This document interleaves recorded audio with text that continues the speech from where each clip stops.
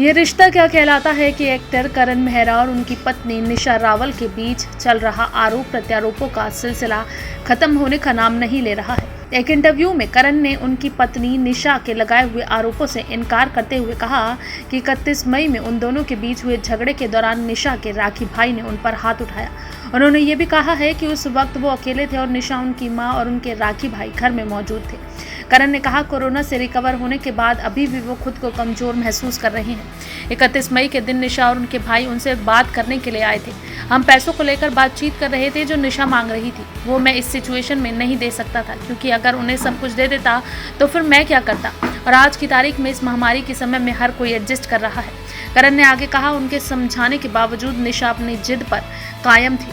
निशा को लगी चोट के बारे में करण ने कहा कि जब निशा से बात करने के बाद करण अपने कमरे में अपनी मां से फोन पर बात कर रहे थे, उस वक्त निशा वहां आ गई और उन्होंने करण के साथ उनके परिवार को भी गालियां देना शुरू कर दिया। जब करण ने उन्हें इसके पीछे की वजह पूछी तो अब उन्होंने कहा, आप ये सब क्यों कर रहे हो। निशा ने उन पर फिर एक बार इल्जाम लगाना शुरू किया और वो उन्हें मारने आगे आई।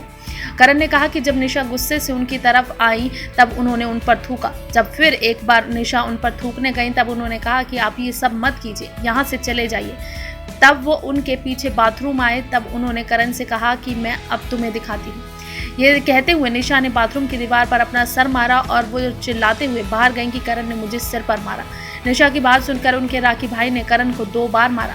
निशा की बाइपोलर बीमारी के बारे में बात करते हुए करण ने कहा है कि उनके बेटे कविश के जन्म के वक्त उन्हें पता चला कि निशा को बाइपोलर बीमारी की प्रॉब्लम है।